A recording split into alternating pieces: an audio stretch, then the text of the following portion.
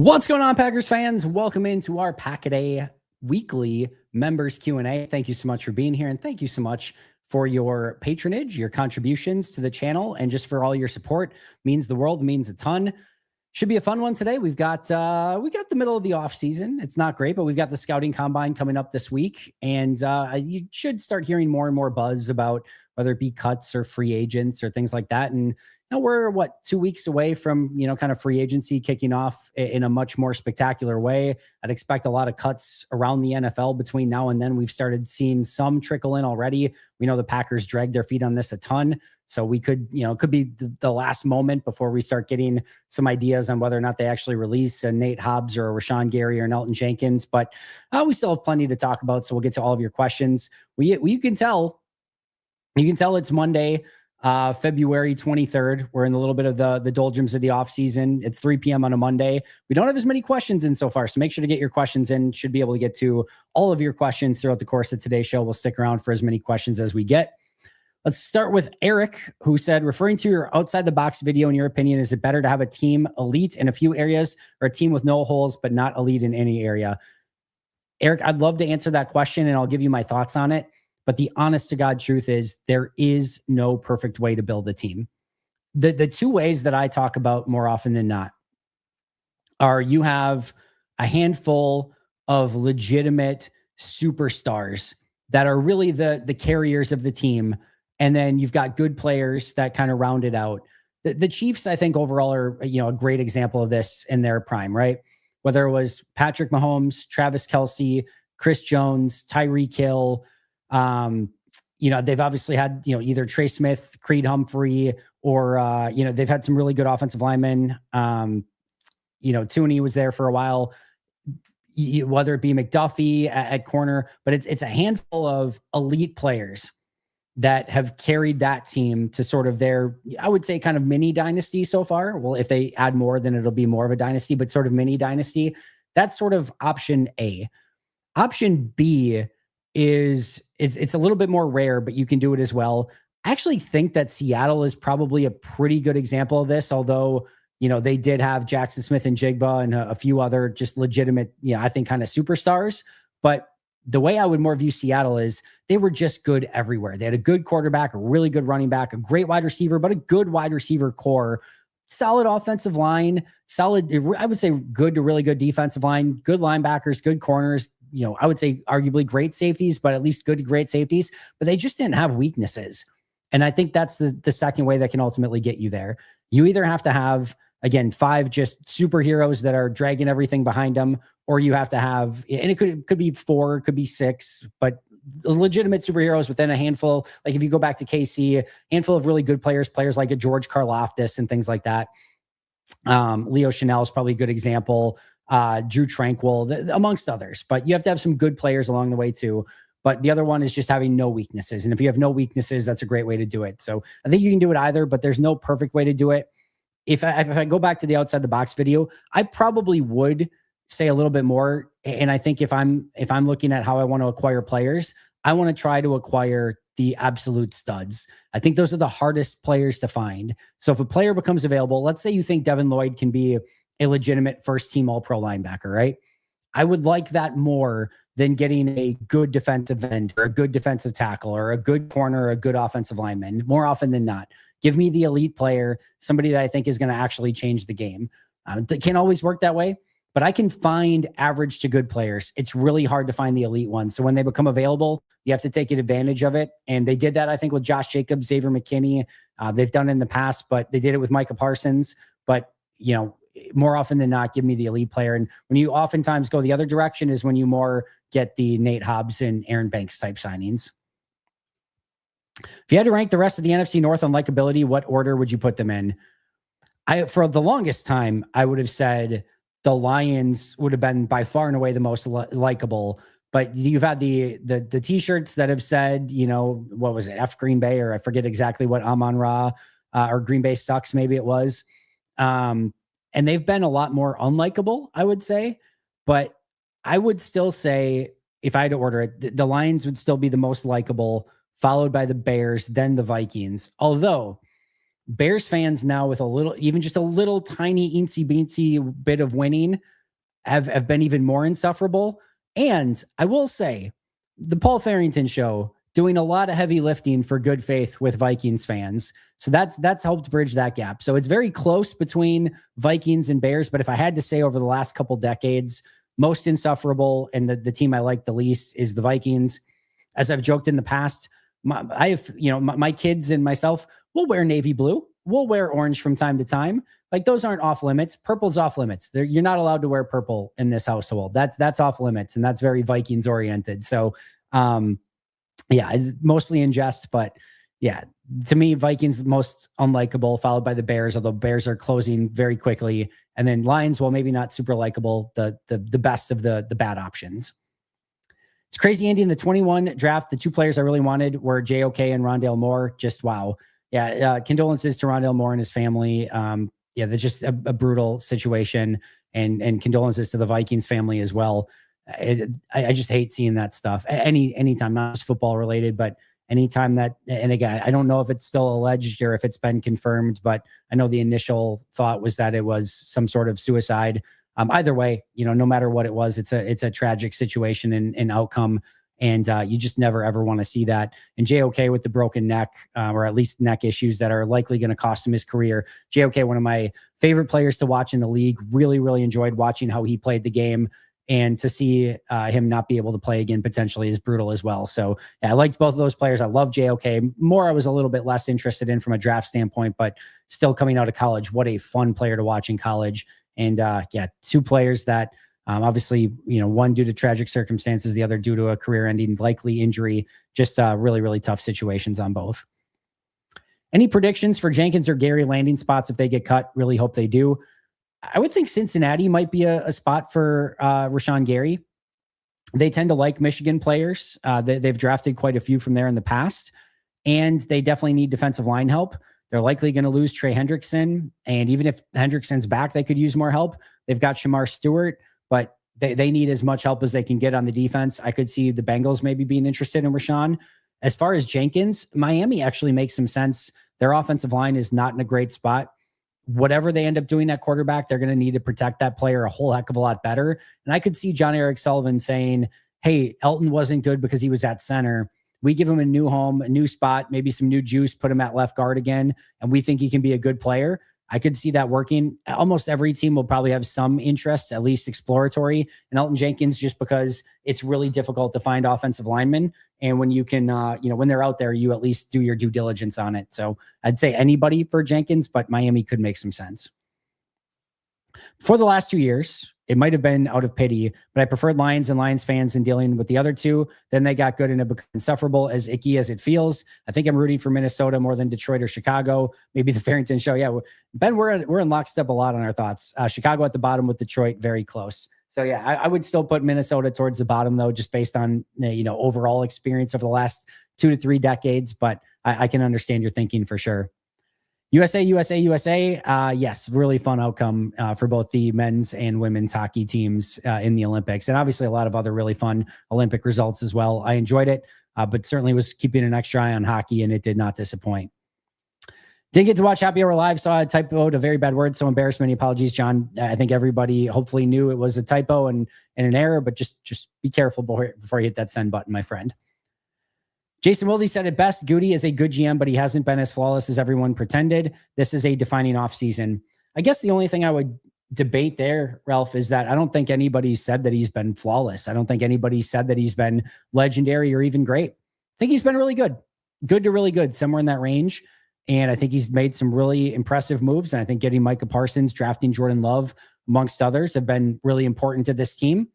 He has built this team basically from scratch. Every Ted Thompson pick with the trade of Kenny Clark is now gone. There is no Ted Thompson Packers remaining.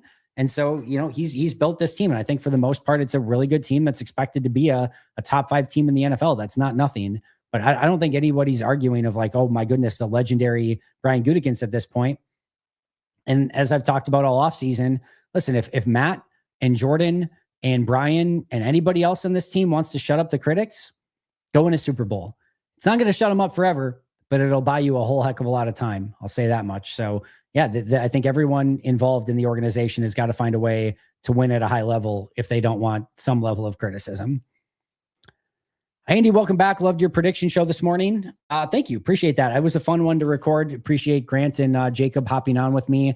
I got a lot of fun shows with a lot of special guests coming up. Recorded with Aaron Nagler today. That one will be out next week. It'll be up today for members. And then going to be talking to Justice later tonight. Paul Farrington show tomorrow. And then we've already recorded episodes with Maggie Loney, Pete Doherty, a lot of different people. We've got a lot of stuff up there already. So make sure to check that out when you get a chance. And if you haven't become a member yet, well, you guys all are, but if you're listening to this after, now is definitely a good time to do so. Happy Monday, Andy. My trip for Disney that you've probably already locked down. My tip for Disney that you've probably already locked down, wear comfortable shoes. It's a good one. I'm actually going to Universal Studios primarily. So going 3 days of Universal Studios, and then we are doing 1 day of Disney. We did Disney a couple years ago. We hit everything. But we had an extra day, so we're gonna hit up Disney and some of the favorite things that we did from a few years ago, relive some of that magic. But excited to get to Universal for the first time that I've been there since I was probably like 13 years old. So it's been a really long time. Someone said on Gabe, Jen, Gabe, and Chewy that Goody is a day late, dollar short type of GM. I think that's fair and honest. Again, I would say that's probably going too far in the opposite direction. I don't think that that's a fair assessment. So I guess I'd probably push back on that. I don't think he's been unbelievable. I don't think he's been bad. I think he's been good to really good as a GM. And if he wants greatness, they got to find a way to put together a Super Bowl team. And he loved the Outside the Box episode talking about supercharging one position. Always been a subscriber to that idea too. Would love to see go this way. Feel like some spots are close. Again, corner, offensive line, defensive line, all makes sense. I think offensive line does make a real legitimate opportunity to supercharge that one a little bit more. Just think it's so important, and I do think it's a force multiplier, not just for your offense, but if you're putting up points, it's really a force multiplier for the rest of your team. Man, Andy, been a hard last 24 hours. Lost my dog of 12 years, but an emotional day. Needed this live today. Thank you for your program, bringing positivity. Thank you, and go Pack Go. Landon, I'm so sorry to hear that, my friend. Hopefully you can obviously look back and look back at some of the amazing moments that you had over those 12 years. I know that doesn't always make it easier, and sometimes only time can help, but I'm glad that we can be here for you. I'm glad that you were able to take a couple moments away just to kind of take your mind off things, but try to stay positive, hang in there. Like I said, focus on the positive memories, but definitely thinking about you, and my condolences to you and your family for sure. You mentioned Schneider as a possibility if Goody were to go. How could we make that happen? Draft picks plus Seattle permission. Yeah. It would just depend on where Schneider's at in his contract. It would depend on what Seattle's, situation would be. But if Schneider said he wanted to go home, hey, I won you guys a couple Super Bowls, want to go back to Green Bay, take that job. If he's under contract, they would have to allow it. They would also have to, Green Bay would have to give up draft compensation in that situation, which is probably less than ideal, but they could at least talk it out, see if it would be something that would fit for both sides. Don't think it's super likely, but it's certainly not impossible. And especially depending on what, Schneider's contract may look like and when Green Bay would actually be looking for a GM, there could be some potential flexibility there. Been hearing a lot of Jayden Reed trade and free agency talk for next year. Is it just because he's been really good, not great? Feels like he's fallen out of favor after being a favorite last year. Don't think it shouldn't at least be much to do with that, Will. Sometimes you just, start understanding maybe how Green Bay operates a little bit more. I'll start by saying I expect Jayden Reed to be a Packer this year. I expect him to be an unrestricted free agent next year. I expect him to leave an unrestricted free agency next year, and I expect Green Bay to get a comp pick for it. Reasons why. But I think the reason why the trade is a possibility is because you do have to at least sort of play out the scenarios of, all right, what can we get for Jayden Reed now? And is it worth doing that or keeping him for a year and then getting a 4th round comp pick in 2028? You have to sort of weigh both of those sides out. But the reason why I think he's gone is because of where the wide receiver room is at and where you're at with extensions. Jordan Love, huge extension. Micah Parsons, huge contract. You're going to give Christian Watson an extension in all likelihood. You're going to give Tucker Kraft a huge extension. You have other players. You have Xavier McKinney on a big contract. You have other players that are going to come up, and Evan Williams, Javon Bullard, Edgerrin Cooper. You're going to have to continue to pay your offensive line. You've already given Zach Tom a huge contract. The long story short is there's only so many big contracts that you can give. And from a weapon standpoint, I expect 2 of the big contracts to be Tucker Kraft and Christian Watson. And if that does end up being the case, not to mention that you have Matthew Golden still with a few years of cheap control, Savion Williams with cheap control. I expect them to probably draft a day 3 receiver this year, if not earlier. And then you're going to continue to probably draft wide receivers in the future. My expectation there is that they're not going to have the appetite to give a undersized slot corner who's had injury issues already a huge contract extension. And I'm saying this as somebody who loves Jayden Reed, think he's a really, really good player. I love him in Green Bay. But I think because of those things that I just outlined, the most likely scenario is that he plays this year. I expect him to play really well, be an integral part of the offense, but then probably become an unrestricted free agent next year. Green Bay will have discussions on it, I'm sure, but ultimately leave and you get that comp pick in return. Matthew Golden and him are a little bit potentially redundant with just being 2 small wide receivers in the same Matt LaFleur offense that doesn't like to play small wide receivers. And you add on top of that, again, you do have theoretically Christian Watson, Matthew Golden, Savion Williams, and maybe they look to get Dontavian Wicks back. We'll have to wait and see. I could see them saying, hey, we'd rather have Wicks back for $6 million or $8 million, whatever it ends up being, than Reed for $20 million or $18 million, $16 million, whatever that ends up being. Those are going to be interesting conversations as well. So I think just more of writing on the wall in the deep future. And because of that, you have to have those conversations now of, hey, can we get something more now than what we would later if we just lose him after a year and get a comp pick in 2028. Goody Mike Hunts, thank you for being here. Appreciate all the support, my friend. Go Pack Go. Bears still suck. Appreciate you being here as well, Aaron. Diving into the draft, do the Packers have a type at center like height or weight, minimum, maximum? The interior offensive line class looks pretty good this year. Yeah, they like the Josh Myers type. Very athletic, big, 6'5", 6'6", 315, 320, 325 pounds with great athleticism. That's their type. It didn't work out with Josh Myers, but if you were to look at what their sort of prototype is, watch him. That's kind of what they're looking for. What is the ceiling for Savion? I think he can be a tremendous wide receiver. I think the odds that he hits that ceiling aren't super high, but go back and watch his early TCU tape. It is massively impressive. Contested catches, big time plays, speed, flashes of brilliance. It's all there. Struggle with hands from time to time. What would we say? 80% of the time it works every time, or 60% of the time his hands work every time, something like that. But he's a tremendously talented wide receiver. I talked about it the other day. I think they need to focus him a little bit more on just plain wide receiver, not as much of the gadget stuff. You can still do some of the gadget stuff, but I want to see him become a true legitimate wide receiver. And if he can do that, I think it starts unlocking parts of his game that are going to be very special. And I'd be very excited by that. I think it's high, but I don't think the likely outcome is probably likely to hit in that scenario. If you were a GM who needed a quarterback, would you be more interested in Daniel Jones or Malik Willis? How do you trade off starting experience versus intact Achilles? I would go with Malik. I did like what Daniel Jones did early last year, which are words I never expected to say, but I thought he did a good job. I still think the ceiling is overall limited to some extent, and he's coming off the Achilles injury. I just think the Colts are probably smart just to re-sign him. I think it worked out there. I'd continue to go in that direction. But if I were a team elsewhere, I probably wouldn't. He failed a lot in New York. He looked okay for a small sample size in Indianapolis. But Malik Willis, I just feel like has a better upside and looked really good his last couple of years, although in minimum snaps in Green Bay. But he's young, he's talented, athletic, live arm. He has the tools. I think you have to build the right offense around him, but I would probably lean a little bit more towards Malik Willis in that situation. Chiefs won a lot without Tyreek. Patriots won without Moss. Seattle has JSN, but not much after. Get a physical D and focus O-line, and you still have more playoff success. I think honestly, Ralph, that's kind of Green Bay's MO. I know they just drafted Matthew Golden, but if you look at where their investments have been, there's a reason they haven't spent a first round pick on wide receiver. There's a reason that they haven't, gone out and signed a big name wide receiver or traded for a wide receiver. That's not in their operating procedure. That's not on accident. It is more often due to the fact that they want to build their defense and their offensive line.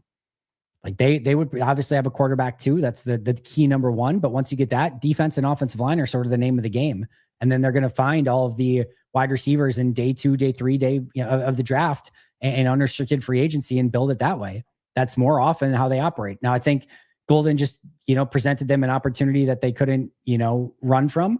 Meaning, I think he honestly, if I had to really guess, I think he was the last first round grade on their board. Because I think he was the last first round grade on just about everybody's board. Like after that, I thought there was a cliff that fell off right after Green Bay's pick. I think they got the last first round grade, and it just so happened to be a wide receiver. So they took him because he was the best player available. They probably weren't in a position with the draft being in Green Bay where they could, move out of the first round and, whatever. So they took the best player available. They took Golden. But I think more often than not, this is the way that Green Bay would like to build it.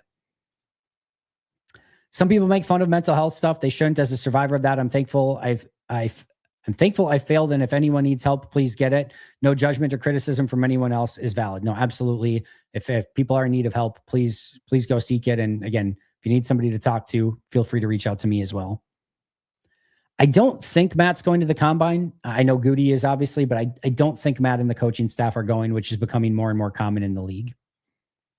Andy, there was a post saying Parsons was taking Sorrell under his wing. We started to see good things from Sorrell. Do you think we see big things from Sorrell in 2026? Yeah, they were working out together is what that was. So they were working together already this offseason, which is great. I do really like Barron Sorrell. I think he's very talented. I think we love to do this in the offseason. Everyone's going to take a big jump. And more often than not, that just doesn't happen. More often than not, players kind of are who they are. They take a gradual increase, sometimes a step back over time. And, you kind of draft and pay for what you get. But do I think that there's a ton of potential there? Absolutely. Am I excited for Barron Sorrell in year 2? Yes. Do I expect big things? No. Would I love big things? Absolutely. But I'll sort of believe it when I see it and expect that he can be a really nice rotational piece for this team. And if they get more than that, hell yeah, sign me up. That'd be awesome. Think Green Bay should get Lloyd. Every dominant defense has 2 stud middle linebackers. I hope Green Bay realizes this. I don't necessarily agree with that last part. There have been plenty of defenses that have gotten by with not great linebackers that have sort of plugged and play. The Rams have been a pretty good example of that, even when they've, won the Super Bowl and as of late, when they've had some pretty good defenses, maybe not great defenses, but some pretty darn good defenses. So I don't think it's necessary. I think there's other ways to get around it. But listen, I would love 2 really good off-ball linebackers. Don't get me wrong. I think it's a very important position. I think it's undervalued in the NFL. If they wanted to go out and sign Devin Lloyd, I would have no problem with that. Would love the signing. Think he'd be a very fun fit next to Edgerrin Cooper. The American that won gold in figure skating, those are the stories we love and make America America. We're talking about the people and the land, not the politics, aka many blood-sucking arachnids. Yeah, well, we won't dive into all of that, but yes, she was very, very fun, and it was very enjoyable watching her skate. I'll put it that way. Do you think it's a viable strategy to re-sign Ryan, pick a mid to late round center and let Ryan compete at 2 positions? Or do you give Ryan the center job and then move him to guard if necessary? I'd probably more go towards the latter. I mean, I think he would compete for sure, but I would more just keep Ryan at center and then, let your new up and coming center get in there, compete a little bit, see what he can do. But I would focus Ryan more at center if that were the scenario that you were given, John. When would be the best time to book that hotel right by the stadium? Yeah, I'm the wrong person to ask when it comes to hotel stuff in Green Bay. I've lived here my entire life, or I've had family here my entire life, basically lived here all but my 4.5 years at college and 1.5 years after that in Madison. I've spent the entire rest of my life in Green Bay or surrounding area. So I've never had to get a hotel in Green Bay. So I don't know the answer to that. My guess is as soon as possible. I think what people do, I don't know this for sure, but I think what people do is they book the hotel for multiple weeks. And then as soon as the schedule comes out, they just cancel. I think they do like 2 weeks back to back, or maybe 3 weeks back to back to back, knowing that at least one of those will be a home game, and then cancel the other 2 weekends when it doesn't end up being the case, or when they can't go to that game or whatever. But I could be wrong, so don't quote me on that. But I think that's what some people tend to do. What % chance the Vikings start a former Packer at quarterback in 2026? All right. Rodgers could be a Viking. Malik Willis could be a Viking. Are there any other Packers quarterbacks that are even out there floating around that have taken snaps? Certainly don't think Brett Hundley or Taylor Algersma. I don't think Tim Boyle. I don't think there's going to be anybody else. So it'd have to be Malik Willis or Aaron Rodgers. I'll say a 5% chance. I don't think it's really high. I don't think it's impossible that Rodgers and the Vikings could flirt again this offseason. In fact, I think it makes a lot of sense for both sides, but I still don't expect it to happen. And I would say maybe the same about Malik Willis. I just think there's probably other places that make a more logical fit for Malik, but not impossible. I'll say a 5% chance that a former Packer starts at quarterback for the Vikings in 2026. Can I explain how the comp pick formula works? Yes and no. No, not in its entirety, meaning there are literal, A, would take forever. B, there are literal intricacies of it that they're not published anywhere by the NFL. Over the Cap does an unbelievable job of really getting to the bottom of it. Long story short, true unrestricted free agents that you drafted or developed or whatever were on your team that leave elsewhere in free agency are eligible for compensatory picks. You can get a maximum of 4 compensatory picks.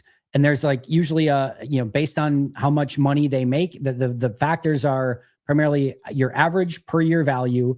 And then you do get there is some variance based on how many snaps you play the following year as well. There's a little bit of that goes into the formula also. Meanwhile, you also are, basically debited. If you're credited for players that leave, you're debited for players that you sign as unrestricted free agents. So if Malik Willis leaves, let's just say Malik Willis was their only free agent that left, and you signed Montaric Brown, those two would cancel out. Even if Malik Willis gets you a third theoretically, and Montaric Brown would only, be like a 5th round pick, comp pick, they would still cross each other off. So you have to be a little bit careful. You can, if all 6 players sign in free agency elsewhere that are unrestricted free agents, the main one for Green Bay, and you sign 2 unrestricted free agents, you're going to cancel 2 out, but you're still going to get 4 in all likelihood, depending on the contracts that they sign. The highest comp pick that you can get is a 3rd round pick. Those are usually the highest of highest paid players in free agency, which Malik Willis and Rasheed Walker technically have the ability to be. I would guess Willis gets a 3rd. I bet Walker, gets a 4th, but it could be close. And then from there, again, you have to make sure that you're not canceling those out in any way. So that's the general gist of it. But if there's any other questions on it, let me know. But that's the basics of it. But just, you can Google it, check Over the Cap. They do a great job of tracking everything. Love what Micah has to say about Skip. He has been reckless with his takes for years. I did not see what Micah said, but I will disagree with anything that Micah said about he who shall not be named. The reason why I will disagree is he who shall not be named, amongst others, exist to get that very reaction. They are saying batshit crazy, insane things just because it fuels their fire, and people get mad and angry at it, and they continue to feed it. The only way to suffocate it and make sure they stop saying stupid, batshit crazy things is by ignoring it entirely. Just ignore it. Don't give it the oxygen that it needs. So we will not say his name or the double C on the other channel. I don't even know what channels they're on anymore. But the best way to fight that stuff is to not even let it breathe. Don't even mention their names. And hopefully the ratings go low enough that it just goes away. And that the NFL networks or the ESPNs or the Fox Sports especially, that they stop employing that type of BS, crazy, just throw crap out there sort of material, and we can just ignore it for forever. That would be the best way. So I don't know what he said. I have no idea. I'm sure he who shall not be named deserved whatever Micah said. But again, the best way to deal with it is to not even bring it up in the first place and just ignore the hell out of it. If LVN is an all-pro, what does that mean for the team? Have a wonderful day, Andy. Appreciate you. Means they're going to have a really strong chance to win a Super Bowl. If LVN is an all-pro, you're talking a top 4 edge defender in football? I think there's only 2 defensive ends on both the first team and the second team, right? A top 4, even if they got it wrong slightly, a top 5 defensive end in football to go along with Micah Parsons? Yeah, game over. Things can always go wrong. Jordan could get hurt, whatever, but that would feed families. That would make you an extremely dominant defense, and it would be a very difficult team to beat no question about it. So yeah, that'd be awesome. Don't see it happening, but Toys R Us rocks. Thank you for the super chat. Rank your cut candidates from who you absolutely want to see gone to who you would be okay with keeping. Absolutely want to see Rashawn Gary gone. Absolutely want to see. If Gary's probably like a 9 out of 10, I want gone. Jenkins is probably like an 8 out of 10, 7 out of 10. Part of me still believes like, hey, can you bring him back, put him at guard, and can he be good again? Like, give him one more chance. But I think my mind, and just watching him on tape for years, understands that that's probably not the case. But it's hard to find offensive linemen. So the easy answer is Jenkins should be gone. There'd be a very small piece of me that if they kept him, I'd be like, I kind of get it. But 7 out of 10 for Jenkins. 5 out of 10 for Hobbs. Like, literally, I could go either way. I don't have a strong take on it. Probably the same for Banks. I've made the argument of releasing him. I still think that's probably the smarter move, but I can understand why they'd keep him. So 5 out of 10 for Banks and Hobbs, 7 out of 10 for Jenkins, maybe even 6 out of 10, and then 9 out of 10 for Gary. Dolphins want to cut Tua, but he has a $99 million dead cap. Do they have to get under the cap before cutting him, or can they cut him and then work out restructures afterwards? They could do it now, but I think is it by the start of the league year, I think they need to be under the cap. So I think it's the start of the league year they have to be under with their 51 players, not 53, but 51. So yeah, they'd have to get it under very, very soon if they were going to do that. Which I think is actually, yeah, no, that would be the case. I take it back. Yeah. If I told you a 2025 Packers practice squad player earned a starting job in 2026, who would you predict that would be? Let me go to the end of season practice squad. All right. So that is.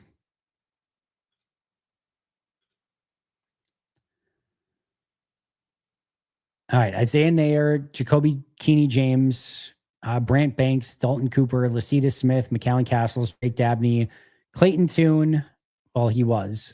Pierre Strong, James Esther, Dante Barnett, Jamon Johnson, Tyron Herring, Jonathan Baldwin, Jalen Simpson, or Lucas Haversick. I mean, probably Haversick is probably the best answer, right? That he, McManus just sucks in camp and they go with Haversick. But assuming I can't do that one, I guess my next answer would probably be Drake Dabney. It's cheating, but you probably run a 2 tight end set to start a game, and like he could easily be tight end number 3. I thought he played pretty decent. If he makes the team, he's probably tight end number 3. I don't even expect him to make the team if I'm being clear, but if he makes it, he's probably tight end 3. You're inherently 2 injuries away from being tight end 1, or you're 1 injury away from being in the starting lineup in a 2 tight end set. So if I'm cheating, I'll say Drake Dabney would probably be my best answer. I don't think any of them are all that good. Brant Banks is somewhat intriguing. Jonathan Baldwin's solid, but there's just a lot of safeties in front of him. Jamin Johnson's fine, but there's a lot of linebackers in front of him. So none are super likely, but I'll go somebody like Drake Dabney. Can you name some teams that have a more explosive offense than Green Bay and what we need to do to reach that level? Yeah, I could just look at the teams that outperform Green Bay from an explosive offense standpoint or just point production standpoint. But the overall easy answer to your question, Pokey, is you just got to get the offensive line right. That's the only thing. You've got the quarterback, you've got the running back, you've got the tight end, you've got the wide receivers, you've got the weapons, you've got the play caller, you got the coach, you got everything that you need to be great on offense except the offensive line. It's what holds back short yardage situations. It's what holds back your efficiency. It's what ultimately leads to turnovers. It's what holds back your red zone production. It's everything. So the only thing you need is better offensive line. If you can get that, this offense is going to be insane. They'll be absolutely insane. Thanks for all the great episodes and love the chats. If you could ensure we found a Wicks or Tom level day 3 guy, what position would you want? Offensive line. Offensive line. I just need better. I would love for them to find a day 3 offensive lineman that could come in and be a really good starter right away. A la like Corey Linsley in his first year in Green Bay. That would be massive for the Packers. Absolutely massive. Loved your video about getting Hendrickson, and it made me think that having one unit that's all world dominant is maybe better than just rounding yourself out. There's an argument for it, which is why I wanted to do that episode. It's easier said than done. It's not a foolproof plan, but there's at least a very strong argument to be made for it, and I think it's a fun off-season discussion. Engine, always appreciate you being proud of me, my friend. Do you ever see Lambeau Field not there one day and us moving to a dome? I hope not. Second part, no. I think in some crazy scenario, I could easily, not even crazy. It wouldn't shock me at all if their next stadium had a retractable roof. Not for Packers games. All right. Not for Packers games, but to be able to utilize that stadium for other entertainment purposes and be able to utilize that field in Green Bay or that, stadium in Green Bay in, once the season's done, February, March, April, May, even a little bit more, I could easily see that being the case where it is more of a, retractable roof sort of stadium.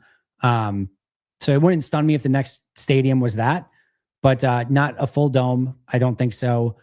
And I could see Lambeau Field at some point.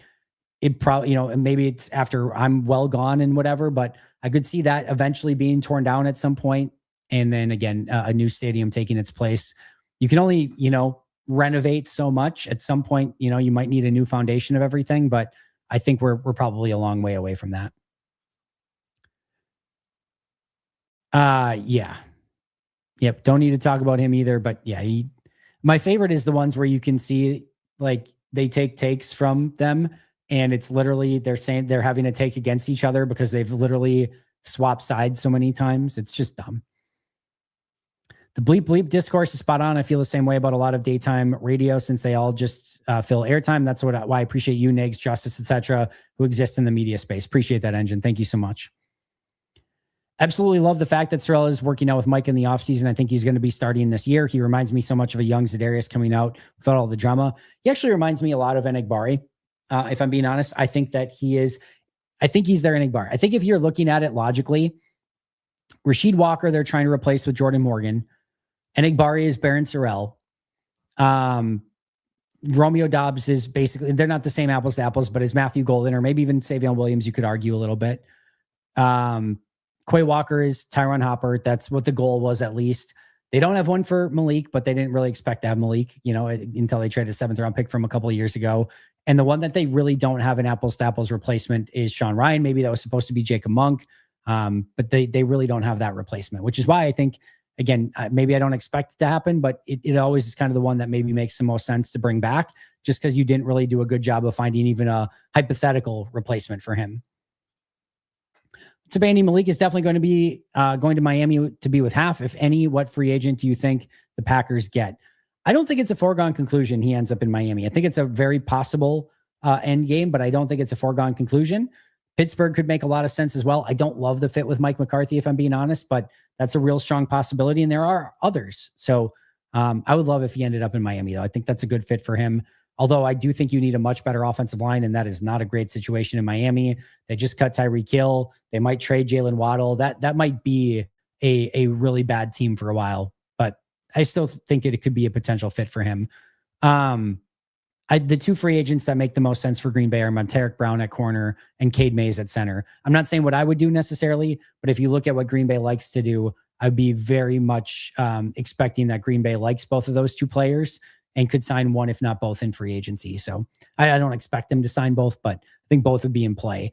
Again, Monteric Brown, the corner from Jacksonville, Cade Mays, the center from Carolina. Getting excited for the new backdrop reveal, Andy. I've not got an update on it recently. Maybe I need to make a phone call, but I'm hoping by draft time for sure. I don't think it's going to be before free agency, but hoping somewhere between the start of free agency and the draft should be finalized. So happy for Mike out in Pittsburgh. It's a cool story. And as a selfish, naive, ignorant, and just, self-centered Packers fan, love that Jeff Hafley's getting a chance in Miami. Love that Mike McCarthy's getting a chance in Pittsburgh. Hopefully Aaron Rodgers is starting somewhere again. It's fun seeing those players go out and play. It gives you more games that are more interesting and things like that. So I'm all for it. Something we haven't talked about, but what if all these changes we made work out? What if Micah, Kraft, and Tom return without skipping a beat? What if our free agents and draft class are great? Exciting times. The beauty of the offseason. Hope springs eternal, and then we can all be pissed off week 1 when they lose and want to fire everyone again. Savion equals Dobbs. Just look at the helmet. Fair point. Fair point, Jay. Went to the Bengals game last year and had no clue, though. James Jones and Greg was signing hats that day. Wish I knew. Greg Jennings, I'm assuming. Yeah, that's awesome. I didn't know that either, but that would have been fun. Two really fun all-time Packers. And Greg Jennings, one of my favorites when he was here. Just absolutely loved what he brought to the team. Fun second round pick that immediately made an impact. Let's hope they can do that again with this second round pick this year. Spooky, you gotta get that full question out before hitting that send button, my friend. All right, well, let Spooky get his question and maybe a couple more. Then looks like we maybe have exhausted the questions, which is okay. Again, I got vacation coming up this week, so any little extra time is definitely helpful. I'll be back next week, probably Monday no, not Monday, for sure not Monday. Because I'll be coming back. So I don't know when members Q&A is going to be next week, but keep an eye out, probably Wednesday or Thursday. And then happy hour next Friday. I will have a happy hour tomorrow on Tuesday because, again, I'm going to be gone later this week. Spooky, going to get that question in, bud? Come on, get after it. Do we win the division this year? Hell yeah. No use in saying no, right? It's going to be tough, but I say yes. Enjoy your vacay, well earned. Appreciate you, my friend. Make sure Justice knows he's a treasure. He knows. We make sure he knows. People are probably shoveling out as we speak here in the Northeast. Yeah, that's crazy. Draft and develop might be what holds the team back. They need more NFL-ready players in the first round. The team can't afford average play for 4 years only for a player to start developing. Brandon, I've got great news for you, my friend. They don't have a first-round pick, so they can't draft and develop them. But I do think that there is, been an increased desire in free agency and in trades, and you can see that by Xavier McKinney, Josh Jacobs, Micah Parsons, and while it didn't work out, Aaron Banks, Nate Hobbs, they went out and got a top-tier running back, top-tier safety, top of the market guard, top of the market corner, and the top of the market player, like top 5 player in the NFL potentially, Micah Parsons. So they're not shying away and saying we can only draft and develop. They are still trying to upgrade this team in a significant way. I do think that's been a little bit of a change as of late. All right, friends, I'm going to get out of here. Thank you so much for everything. Appreciate all your support. As I mentioned, happy hour tomorrow, 3 p.m. Central Time. I'll see you guys there. Justice episode for tomorrow. And if you're a member, keep an eye out for all those extra videos that are out right now, but they'll be releasing for everyone later this week. Appreciate you guys. I'll talk to you all soon. Until next time, and as always, go Pack Go.